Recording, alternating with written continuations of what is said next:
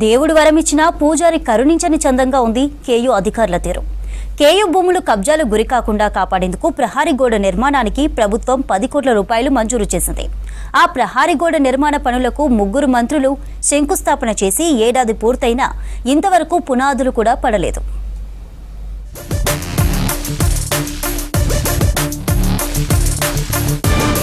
Warangal Kakatiya university భూములు కబ్జాకు గురవుతున్నా అధికారులు పట్టించుకోవడం లేదనే విమర్శలు ఉన్నాయి.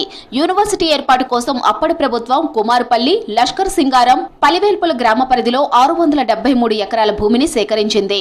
దాని ప్రకారం కుమారుపల్లి శివారులో 188 ఎకరాలు, లష్కర్ సింగారంలో 309, పలివేల్పుల శివారులో 175 ఎకరాలు ఉండాలని రికార్డులను బట్టి నిర్ధారణకు వచ్చారు. కానీ కేయూ భూములకు సరైన రక్షణ లేదు. దీంతో వర్సిటీ చుట్టుపక్కల 100 కోట్ల విలువైన భూములు ఆక్రమణకు గురయ్యాయి. కాంగ్రెస్ ప్రభుత్వం అధికారంలోకి వచ్చాక విద్యార్థి సంఘాల నేతలు, association of Kakatiya university teachers నేతలతో కేయూపై మంత్రులు పొంగిలేటి, కొండా సురేఖ, సీతక్క చర్చించారు. కేయూ భూముల కబ్జాల వ్యవహారాన్ని మరోసారి ప్రభుత్వ పెద్దల దృష్టికి తీసుకెళ్లారు నేతలు. ప్రహరీ గోడ నిర్మించేందుకు గత ఏడాది మార్చి 19న శంకుస్థాపనలు చేశారు. కానీ ఇప్పటి వరకు ప్రహరీ గోడ నిర్మాణ పనులు మొదలు కాలేదు. 10 కోట్ల నిధులతోనే యూనివర్సిటీ భూములు కబ్జా గురి కాకుండా, అన్యాక్రాంతం గురి కాకుండా ప్రహరీ గోడను నిర్మించాలని చెప్పేసి మేము కోరుతా ఉన్నాం.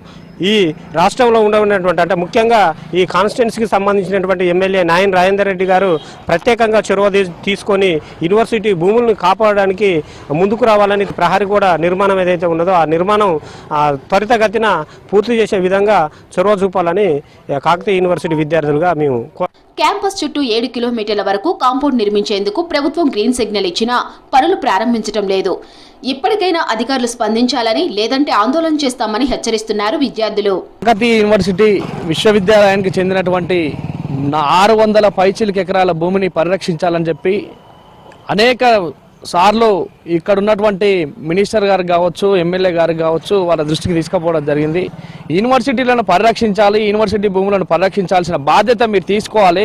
గత ప్రభుత్వమే నిర్లక్ష్యం చేసింది. యూనివర్సిటీలను ఎలాంటి సమస్యలు పరిష్కరించకుండా ఈ ప్రభుత్వం అయిన వచ్చిన తర్వాత యూనివర్సిటీలు పరిరక్షించబడతాయని కలలు కంటా ఉన్నాం. కానీ చుట్టూ ప్రహరీ గోడ నిర్మాణానికి 10 కోట్ల రూపాయలు అయితే కేటాయించారు, కానీ ఇప్పటివరకు కూడా ఎలాంటి పనులు చేపట్టలేదు. ఈ కాకతీయ యూనివర్సిటీ అనేక సమస్యలతోటి సతమతం అవుతుంది. దానిలో భాగంగా మరీ ముఖ్యంగా చెప్పాలంటే కాకతీయ యూనివర్సిటీకి పుట్టినప్పటి నుంచి ఇప్పటి వరకు ఈ కాకతీయ యూనివర్సిటీకి ప్రహరీ గోడ నిర్మిస్తామని ఎంతోమంది వీసీలు కావచ్చు, రిజిస్టర్లు కావచ్చు, అధికారులు కావచ్చు ఎంతోమంది వాగ్దానాలు చేశారు.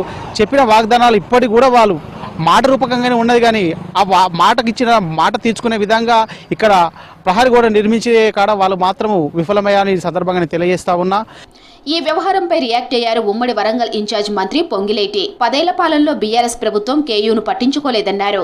కేయూ వర్సిటీ ప్రహరీ గోడ నిర్మాణం పనులను త్వరగా చేపట్టేలా చర్యలు తీసుకుంటామన్నారు మంత్రి.